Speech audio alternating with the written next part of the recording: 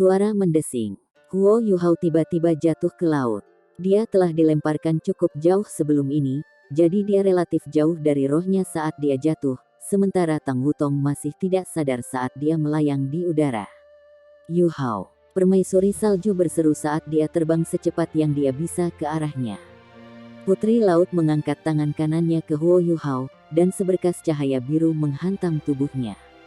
Tidak, permaisuri salju berteriak ketika roh-roh Huo Yuhao yang lain menerjang ke arahnya secepat mungkin.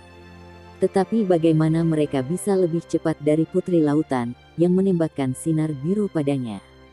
Cahaya biru menembus udara saat menelan tubuh Huo Yuhao. 5 roh Huo Yuhao bisa merasakan jiwa mereka bergetar dalam sekejap itu, dan ketakutan yang tak terkatakan menjalari tubuh mereka. Mereka tidak bisa membayangkan bagaimana masa depan mereka jika mereka kehilangan Huo Yuhao pada saat ini.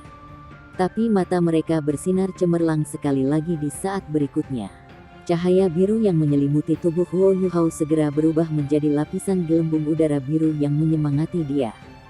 Dia berhenti jatuh, dan melayang di udara sekali lagi karena memungkinkan permaisuri salju untuk melompati.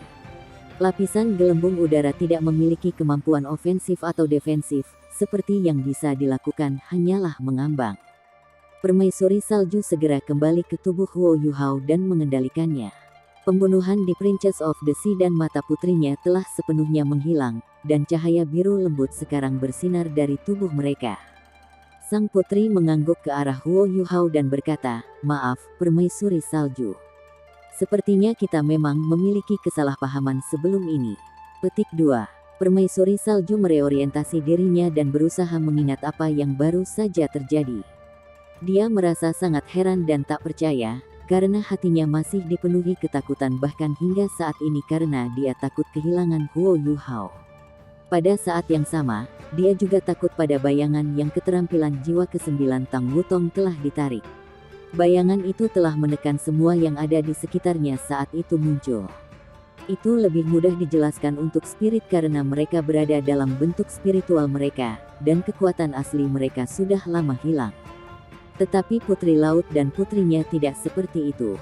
Sang putri memiliki lebih dari 600.000 tahun budidaya, dan dia akan berada di peringkat 4 besar di antara 10 binatang buas besar jika dia diberi peringkat dengan yang ada di darat. Tapi dia tidak punya niat untuk melawan bayangan itu. Keterampilan jiwa macam apa itu, sehingga bisa mencapai efek seperti itu? Tang Wutong telah membuka kembali matanya sekarang. Lapisan cahaya keemasan kebiru-biruan berkedip dan menghilang dalam sekejap ketika dia membuka matanya. "Yuhao!" Dia berteriak juga sebelum dia berlari ke arah Huo Yuhao dan memeluknya. Tang Wutong masih melepaskan jiwa bela dirinya, tetapi jelas bahwa cincin jiwanya yang ke-9 telah berubah abu-abu. Seseorang bahkan tidak bisa melihat bahwa itu ada di sana tanpa memeriksanya dengan cermat. Sang putri dan putrinya meninggalkan permukaan laut dan terbang menuju Huo Yuhao dan Tang Wutong. Permusuhan mereka benar-benar hilang sekarang, dan yang tersisa hanyalah ekspresi minta maaf. Mereka terbang di depan Tang Wutong dan membungkuk padanya dengan hormat. "Salam, utusan Dewa Laut. Kami menyampaikan permintaan maaf kami atas perilaku kami sebelum ini. Anda adalah suar dan penuntun kami, dan kami berdoa agar cahaya Dewa Laut akan menyinari kita untuk selama-lamanya." Petik 2. Tang Wutong mengangguk dan berkata, "Sekarang Anda harus mengerti bahwa kami tidak menyembunyikan niat buruk." Sang putri mengangguk dengan tergesa-gesa dan berkata, "Apakah kalian berdua, tamuku yang terhormat, mau datang ke lautan kita?" Dia bisa mengingat dengan jelas setiap kata yang baru saja dikatakan bayangan kepadanya, dan matanya penuh semangat dan urgensi saat dia berbicara. Suara permaisuri salju datang dari tubuh Huo Yuhao saat dia berkata, "Sudah terlambat bagimu untuk mengerti. Ayo pergi, Wutong. Lupakan mereka. Jika Anda belum melepaskan kemampuan Anda sebelum ini, Anda dan Yuhao akan berada di lautan memberi makan ikan sekarang." Petik 2. Ekspresi sang putri berubah secara drastis saat dia memaksakan tawa dan berkata, "Aku mohon padamu, Snow Empress. Beri kami kesempatan. Putriku akan mati, dan ini salahku. Jika kamu bisa menyelamatkan putriku, aku akan setuju dengan harga berapapun yang kamu ingin kami bayar." Petik 2. Suaranya penuh kesedihan dan penderitaan. Putrinya di sampingnya mulai terisak pada saat yang sama, dan ia membungkuk untuk membungkuk dalam-dalam. Kamu yang memutuskan, Wutong. Suara permaisuri salju menjadi sedikit lebih ramah. Mereka semua adalah binatang buas. Lebih jauh lagi, konflik mereka dengan manusia yang putri baru saja katakan kepadanya tentang memindahkannya pada akhirnya. Tang Wutong mengangguk ke arah putri dan berkata, "Bawa kami ke anakmu." Sang putri sangat gembira. Dia membungkuk dalam pada Tang Wutong sebelum dia mengangkat tangannya, dan cahaya biru lembut menyelimuti semua orang. Itu berubah menjadi gelembung udara biru besar sebelum tenggelam ke laut. Sang putri hidup sesuai namanya sebagai penguasa laut es. Gelembung biru mendarat di permukaan laut, dan air laut membelah di sekitarnya. Tidak ada sedikit pun hambatan saat gelembung itu membawa mereka lebih dalam ke laut. Mereka tidak bisa merasakan sedikit pun tekanan bawah air, dan mereka bahkan bisa bernapas dengan santai. Warna air lautnya menjadi gelap. Mereka hanya bisa melihat benda-benda di sekitar mereka dengan cahaya yang bersinar samar dari gelembung udara biru, tetapi visibilitas mereka rendah. Semua makhluk akuatik di bawah laut secara otomatis mundur ketika mereka merasakan aura gelembung udara ini. Mereka turun dengan sangat cepat, dan mereka baru mulai melambat setelah kira-kira 10 menit. Kedalaman lautan mulai menyala. Tang Wutong melihat, dan matanya yang indah diliputi keheranan. Sebidang besar bangunan yang menyerupai aula dan istana hanya berdiri di sana, jauh di bawah laut. Mereka memancarkan warna biru pudar, dan menerangi sekitar beberapa lusin kilometer. Ada putri duyung yang berenang di dalam dan di sekitar mereka, dan setiap bangunan ini terbuat dari karang di lautan, dan segala macam mineral langka. Mereka tidak seperti struktur manusia sejati, tetapi mereka memiliki karakteristik lautan. Misalnya, Tang Wutong menyaksikan putri duyung yang baru saja keluar dari kerang raksasa setinggi 5 meter, dan berenang dengan cepat di lautan. Ini adalah dunia bawah laut. Luar biasa. Semua putri duyung yang berenang di sekitar berhenti ketika Princess of the Sea dan putrinya kembali. Mereka menundukkan kepala mereka dengan hormat dan mengungkapkan rasa hormat mereka. Sang putri melambaikan tangannya, dan baru saat itulah para putri duyung itu berenang sekali lagi. Mereka tidak berani mendekat, dan hanya mereka yang sangat berani yang akan menatap dengan penasaran pada Huo Yuhao dan Tang Wutong di gelembung udara. Beberapa bingung, sementara sebagian besar merasa bermusuhan. Sang putri mengendalikan gelembung udara dan melayang ke beberapa struktur yang sepenuhnya terbuat dari karang. Bangunan ini juga merupakan yang terbesar di dunia bawah laut ini. Gelembung itu secara bertahap tumbuh lebih kecil ketika dua putri duyung muncul dari dalamnya. Mereka meninggalkan dua gelembung memanjang yang menutupi tubuh Huo Yuhao dan Tang Wutong. Huo Yuhao dan Tang Wutong bisa bernapas sendiri dengan gelembung-gelembung ini di sekitar, dan mereka tidak akan merasakan tekanan air laut di sekitar mereka. "Tolong, dua tamu terhormat saya." Sang putri menggunakan kesadarannya untuk menyampaikan pesan, dan memberi isyarat pada mereka pada saat yang sama sebelum dia pergi untuk memimpin jalan. Istana karang ini sangat besar. Tingginya 30 meter dan lebarnya lebih dari 100 meter. Bangunan dengan skala seperti itu jarang terlihat bahkan di dunia manusia. Istana ini memancarkan gelombang kekuatan jiwa yang padat, dan bangunan itu sendiri memiliki kemampuan ofensif dan defensif tertentu. Mempertimbangkan seberapa dalam istana ini berada di bawah laut, tidak ada keraguan tentang keamanannya. Putri dan putrinya mengantar Huo Yuhao dan Tang Wutong saat mereka melayang ke dalam. Tentu saja, permaisuri salju masih mengendalikan tubuh Huo Yuhao. Ketidaksadaran Huo Yuhao bahkan lebih absolut setelah dia memblokir serangan untuk Tang Wutong. Bahkan kelima rohnya tidak bisa merasakan gelombang spiritualnya sama sekali, dia tertidur lelap. Tidak sulit untuk melihat betapa mahalnya menggunakan mantra God Sealing itu baginya. Sang putri dan putrinya membawa mereka sampai ke daerah terdalam istana, dan berhenti ketika mereka tiba di sebuah ruangan putih bersih yang dibangun seluruhnya dari karang. Kedua putri duyung itu sudah diliputi kesedihan dan kesedihan pada saat ini, karena mereka dapat dengan jelas merasakan bahwa kekuatan hidup orang yang mereka cintai menjadi semakin lemah. Mereka membuka pintu karang dan membawa Huo Yuhao dan Tang Wutong ke dalam. Ruangan itu besar, dan ada segala macam ornamen dan dekorasi di dalamnya. Ada mutiara seukuran kepala manusia, kerang yang tembus pandang seperti kristal, dan karang berwarna 7 yang indah. Setiap item akan memerintahkan harga selangit di dunia manusia. Ada tempat tidur di tengah ruangan. Tempat tidurnya juga putih, dan itu tampak seperti batu giok karena memancarkan sedikit dingin. Huo Yuhao dan Tang Wutong telah melihat sesuatu seperti itu sebelumnya. Itu adalah es batu giok. Kembali ketika Huo Yuhao pertama kali menemukan sekte langit jelas, dia telah menyelesaikan penggabungan rohnya dengan permaisuri salju di atas batu giok es, dan hampir membuat kesalahan besar. Ada putri duyung muda terbaring di ranjang batu giok es ini. Dia terlihat sangat mirip dengan putri muda lainnya, kecuali dia sedikit lebih kecil dan lebih mungil. Dia memiliki rambut biru yang mengalir dan ekor emas, dan masih memancarkan kecantikan yang menakjubkan meskipun dia hanya berbaring di sana dalam tidur nyenyak. Namun, kekuatan hidupnya sangat lemah sehingga hampir tidak terdeteksi. Wajahnya pucat, dan sedikit kekalahan.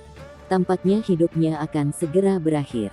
Sang putri dan putrinya terisak-isak tak terkendali saat air mata mutiara mereka melayang di air dan memancarkan cahaya putih samar. Putri laut berbalik dan berlutut ke arah Tang Wutong.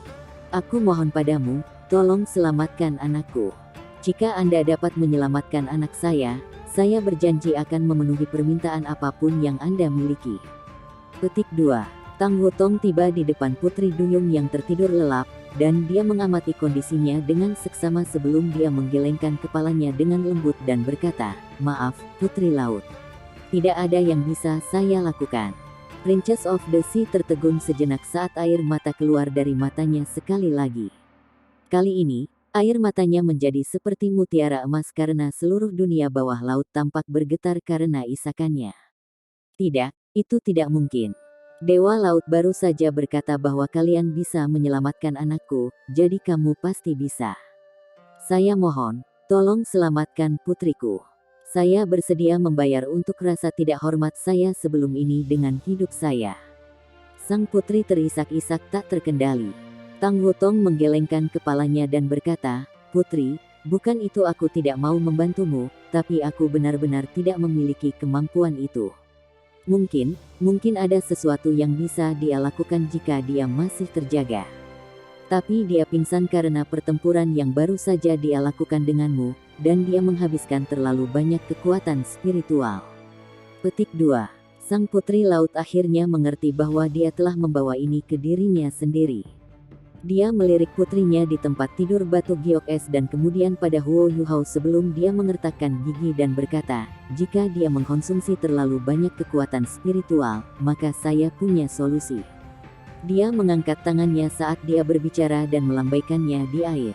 Mutiara emas yang telah dicurahkannya saat air mata berkumpul di depannya sekali lagi. Sang putri tidak ragu-ragu lagi, dan mutiara emas bersinar di bawah kendalinya dan terbang ke arah Huo Yuhao. Air mata putri duyung adalah mutiara paling berharga di dunia, dan mengandung energi spiritual murni.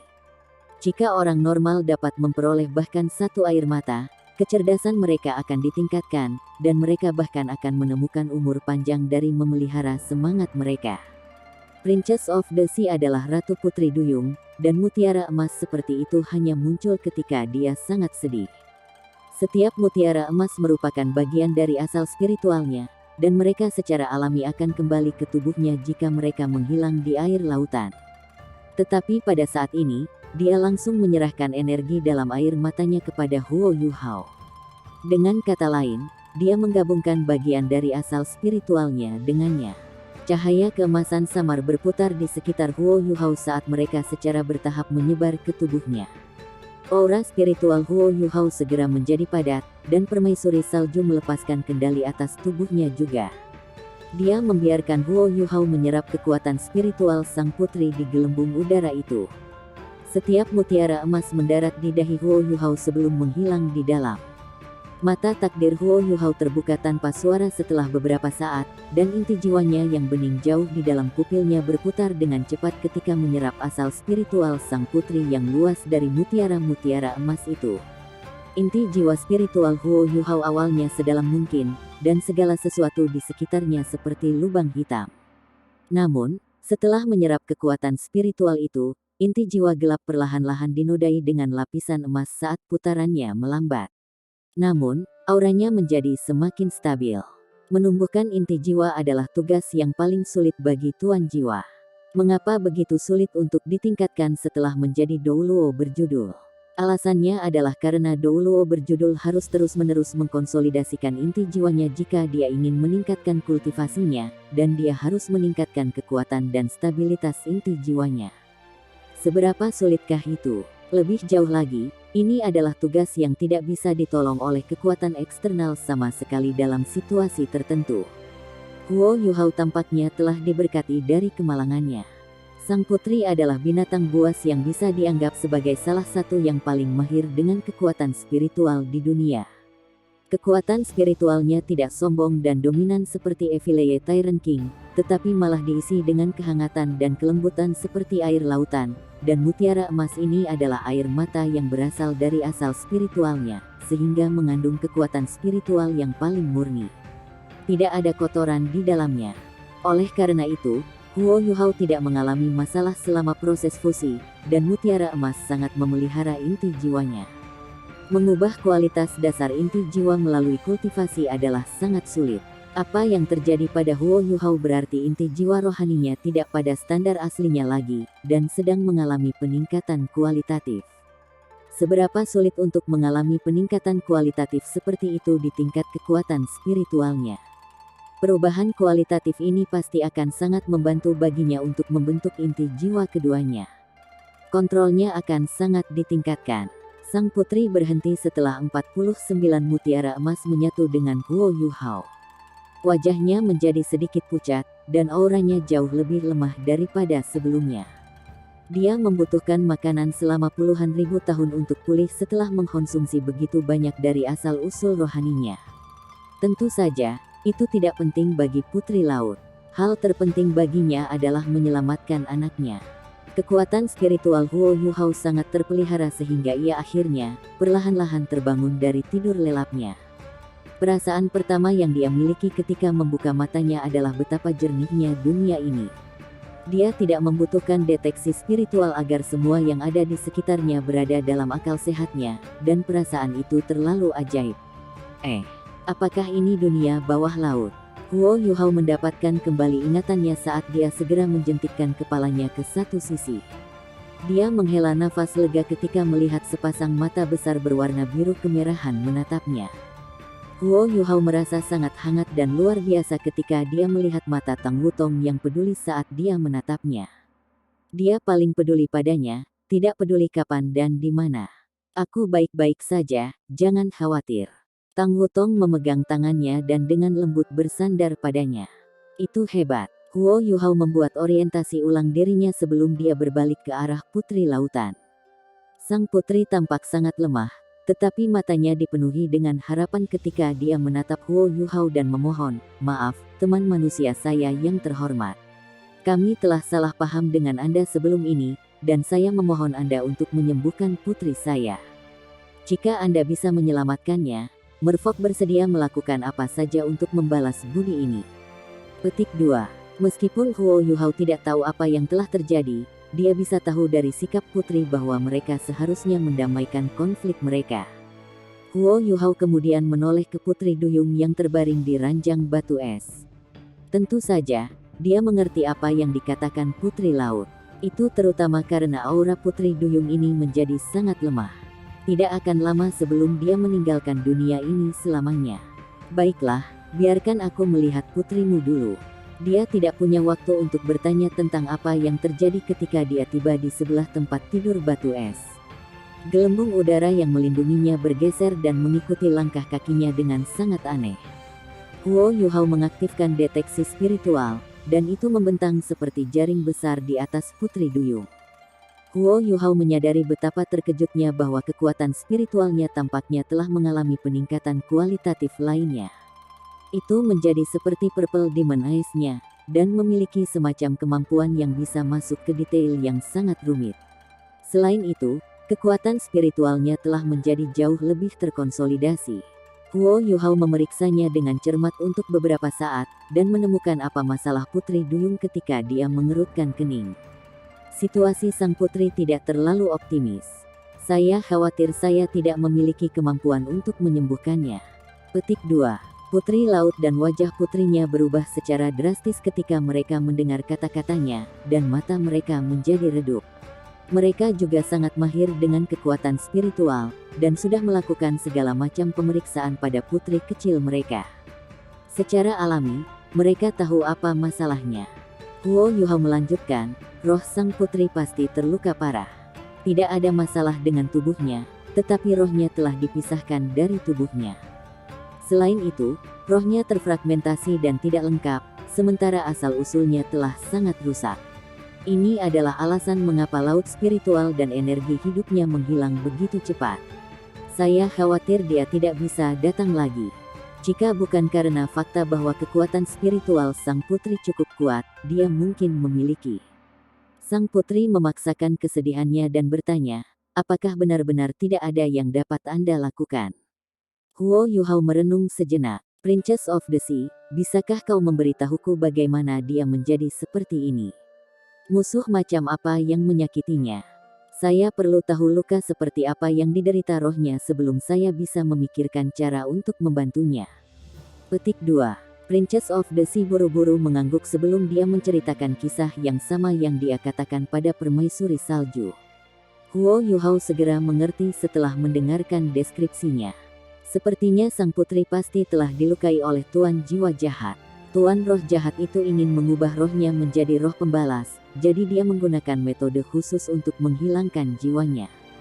Dia mengisi semangatnya dengan kebencian yang intens dan kebencian selama proses ekstraksi, karena hanya dengan itu jiwa sang putri dapat mempertahankan kekuatannya yang luar biasa setelah menjadi roh pembalas. Tetapi dia belum menyelesaikan proses ekstraksinya ketika Anda menyelamatkannya, dan itulah penyebab situasi saat ini. Apakah Anda melihat seperti apa sang putri ketika jiwanya dilucuti? Saya perlu tahu apa yang terjadi, dan berapa banyak semangatnya telah diambil, dan bagian mana. Itulah satu-satunya cara saya bisa menyelamatkannya. Petik 2. Princess of the Sea menggelengkan kepalanya dan berkata, aku tidak tahu semua itu. Dia seperti itu ketika aku menyelamatkannya, dan kami tidak bisa tinggal lama di tempat itu, jadi kami bergegas kembali. Kami berpikir bahwa kami pasti akan memiliki cara untuk menyelamatkannya dengan kemampuan kami sendiri, tetapi Huo Yuhao mengerutkan kening dan berkata, karena itu masalahnya, saya hanya bisa mengambil risiko dan mencoba. Sang putri tidak ragu sama sekali. Tidak apa-apa, lakukan saja apa yang perlu. Anak itu pasti akan mati jika kamu tidak mencoba, dan bahkan jika kamu gagal, itu hanya kesialannya. Petik 2. Kepercayaan sang putri membuat Huo Yuhao sedikit santai. Dia mengangguk dan berkata, aku harus mencari tahu bagaimana jiwanya dilucuti. Saya akan menggunakan kemampuan yang mirip dengan Master Roh Jahat selama proses pencarian, jadi tolong jangan salah paham. Petik 2. Baiklah, aku akan melindungimu. Sang putri menjawab tanpa ragu-ragu. Dia hanya punya satu utas harapan tersisa di hatinya, dan dia mungkin akan kehilangan anaknya selamanya jika dia membiarkan kesempatan ini tergelincir. Dia sudah memutuskan bahwa anak perempuan kecil ini akhirnya akan menjadi pewarisnya. Huo Yuhao menarik napas dalam-dalam. Dia dipenuhi dengan kekuatan spiritual pada saat ini, dan dapat menggunakan kemampuan tipe spiritual apapun dengan sangat santai. Suara nyanyian yang dalam dapat terdengar saat cincin jiwa kelabu muncul di tubuh Huo Yuhao, dan auranya menjadi gelap dan menyeramkan. Putri Laut dan putrinya akan panik ketakutan jika dia tidak memperingatkan mereka sebelumnya. Tapi kata-kata Huo Yuhao dan bayangan yang dilepaskan Tang Wutong sebelum ini menenangkan mereka, dan mereka menatap Huo Yuhao dengan sungguh-sungguh. Ini adalah harapan terakhir mereka. Mantra itu panjang ketika tubuh Huo Yuhao memancarkan kekuatan spiritual yang lebat terus-menerus, secara bertahap membentuk mesin terbang abu-abu di depannya. Mesin terbang ini sangat unik. Itu tampak seperti wajah manusia, dan itu masih buram pada awalnya, tetapi secara bertahap tampak identik dengan penampilan Putri Duyung, yang masih tidak sadar. Tapi itu benar-benar abu-abu. Pergilah. Huo Yuhao menggeram saat mantranya berhenti. Mesin terbang yang berbentuk seperti wajah manusia dengan cepat melayang ke arah Putri Duyung, dan turun dan mendarat di wajahnya.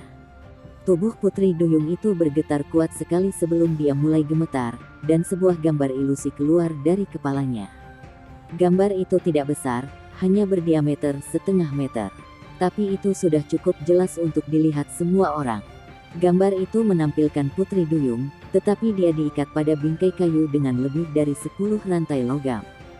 Bukankah itu Myriad Soul Douluo yang berdiri di depannya? Myriad Soul Douluo meneriakkan sesuatu, dan dia melambaikan spanduk jiwa Myriad di tangannya terus-menerus. Roh pembalas besar melolong dari waktu ke waktu ketika mereka mengelilingi Putri Duyung. Ada banyak alat dan barang aneh yang diletakkan di sekelilingnya. Ada tengkorak, dan ada tulang dan kerangka binatang buas lainnya. Putri Duyung menangis dengan sedih berulang kali, dan tubuhnya gemetar kuat. Dia jelas sangat kesakitan. Putri Laut dan putrinya tidak tahan melihat, dan mereka menutup mata. Pembalikan waktu. Ini adalah mantra necromantik yang kuat yang ditinggalkan Electrolux untuk Huo Yuhao. Itu menuntut terlalu banyak dari jiwa seseorang, itulah sebabnya Huo Yuhao tidak pernah menggunakannya. Dia mengambil risiko dengan mencobanya hari ini, dan dia tidak berpikir bahwa dia akan berhasil pada percobaan pertamanya. Kekuatan spiritual Huo Yuhao yang hebat adalah jaminan penting sehingga dia bisa menyelesaikan mantra ini. Tentu saja, itu juga karena Putri Duyung tidak sadar, dan tidak mungkin melawannya. Bayangan dalam gambar itu ilusi, dan beberapa agak kabur. Itu terbukti betapa sakitnya Putri Duyung di saat itu. Tidak butuh waktu lama sebelum bayangan ilusi muncul dari kepalanya.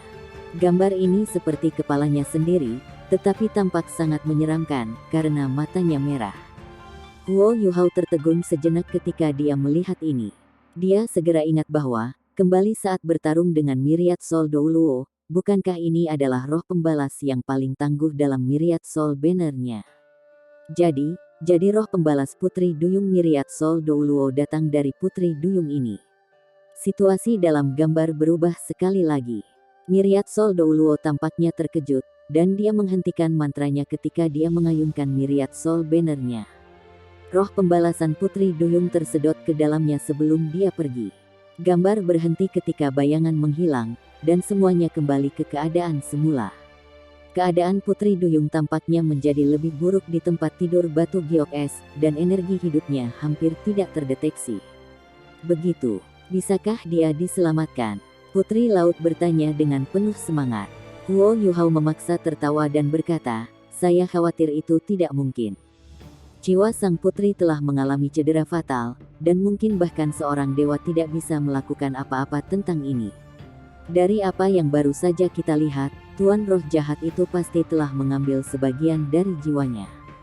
Dia menggunakan metode tertentu untuk menakut-nakuti wanita itu, dan dia memberinya rasa sakit dan kepedihan yang paling hebat sehingga dia mengembangkan semua jenis perasaan negatif. Ketika perasaan negatif ini mulai memasuki jiwanya, Guru Roh Jahat menggunakan metode khusus untuk mengekstrak perasaan negatif ini dan menyatukannya dengan bagian dari jiwanya. Dia kemudian menanggalkan bagian jiwanya dan mengubahnya menjadi roh pembalas. Jika Anda tidak muncul tepat waktu, sang putri mungkin benar-benar menjadi roh pembalas. Jika itu terjadi, Tuan Roh Jahat pasti akan menjadi jauh lebih kuat. Petik 2. Tetapi bahkan kemudian, asal-usul rohaninya telah rusak, dan hanya setengah dari jiwanya yang tersisa. Dia tidak mungkin bertahan hidup seperti ini, dan laut rohaninya benar-benar mengering, sementara itu sama untuk energi hidupnya. Dia dihadapkan dengan kematian tertentu. Petik 2. Princess of the Sea terdiam ketika dia mendengar kata-kata Huo Yuhao. Tentu saja, dia tahu bahwa kata-katanya benar. Dia telah mencoba segala yang dia bisa selama beberapa hari terakhir untuk mencoba dan menyembuhkan putrinya, tetapi semuanya sia-sia. Deskripsi Huo Yuhao membenarkan spekulasinya sendiri, dan tidak peduli seberapa besar dia tidak mau mengakuinya, dia tahu itu adalah kebenaran. Apakah benar-benar tidak ada yang bisa kamu lakukan? Putri-putri laut lainnya, Putri Duyung dengan mahkota perak, bertanya dengan cemas. Huo Yuhao terdiam sesaat, lalu berkata, Ada kemungkinan sangat kecil bahwa mungkin aku bisa memperpanjang hidup Putri Duyung. Tetapi saya tidak dapat menjamin bahwa itu akan berhasil. Selain itu, bahkan jika aku berhasil, dia tidak akan menjadi Putri Duyung yang sama seperti sebelumnya. Petik 2. Mata sang putri laut bersinar. Tidak masalah menjadi apa dia selama dia bisa bertahan.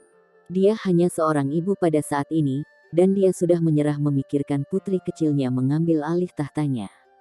Yang dia inginkan hanyalah putrinya hidup. Huo Yuhao ragu-ragu untuk beberapa saat, lalu berkata, saya bisa mencoba untuk menyatu dengan rohnya. Jika saya berhasil, maka dia akan terus hidup sebagai roh. Jika saya gagal, maka rohnya akan hilang. Petik 2. Ekspresi sang putri dan putrinya berubah ketika mereka mendengar kata-kata itu. Rohnya akan lenyap. Itu berarti dia akan dilenyapkan dari dunia, dan akan menghilang selamanya. Cahaya redup berkedip ketika Huo Yuhao berbalik ke arah putri laut. Jika kita tidak mencoba ini, rohnya akan menghilang. Anda menyadari keadaannya saat ini, dan kami tidak bisa mengandalkan kekuatan lain untuk menjaga jiwanya yang terfragmentasi bersama. Jiwanya seperti kristal yang benar-benar retak terbuka, dan sebagian darinya telah diambil. Kami hanya bisa menggunakan kontrak sehingga celah-celah itu dapat disatukan kembali dan disembuhkan. Tolong, buat keputusan dengan cepat. Semakin lama Anda mengeluarkan ini, semakin rendah peluang kami untuk sukses. Petik 2. Yuhao. Tang Wutong tiba-tiba memanggil namanya. Huo Yuhao berbalik ke Tang Wutong. Dia menggelengkan kepalanya ke arahnya, dan matanya penuh dengan ketidaksetujuan. Mereka telah bersama begitu lama, dan mereka memahami pikiran satu sama lain dengan sangat baik. Dia secara alami tahu mengapa Tang Wutong akan keberatan. Putri Duyung ini yang tidur nyenyak telah menderita begitu banyak rasa sakit dan penderitaan oleh tangan manusia, dan dia pasti akan terbangun selama proses. Persyaratan paling penting untuk penggabungan roh adalah bahwa makhluk jiwa harus kooperatif. Semuanya akan sia-sia jika bukan itu masalahnya. Putri Duyung telah menderita begitu banyak rasa sakit di tangan tuan roh jahat itu. Bagaimana dia bisa bekerja sama dengan Huo Yuhao? Dia harus mengambil reaksi yang sangat kuat jika dia gagal. Putri Duyung adalah 100 jiwa-jiwa tahun, dan dia juga binatang jiwa tipe spiritual. Jika dia bertarung melawan Huo Yuhao, serangan balik akan sangat kuat, dan dia kemungkinan akan terluka parah. Peluangnya untuk sukses akan jauh lebih kecil daripada fusi sebelumnya. Itulah alasan mengapa Tang Wutong keberatan. Dia percaya bahwa dia membuang-buang waktu. Huo Yuhao menggelengkan kepalanya padanya dengan lembut, dan tekad muncul di matanya.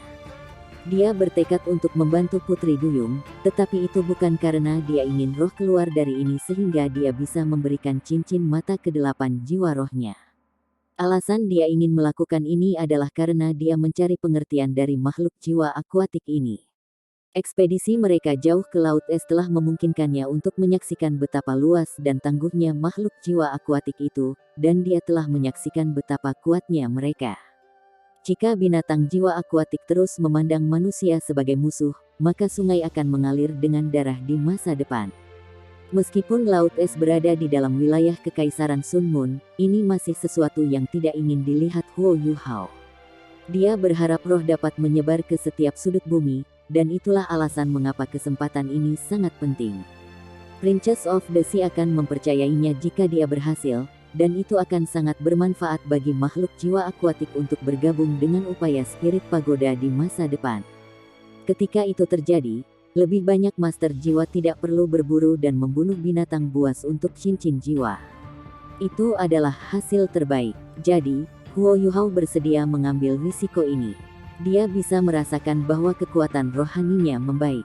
Dia tidak yakin apakah upaya ini akan berhasil, tetapi dia masih harus mencoba, bahkan jika itu akan mengakibatkan dia terluka parah.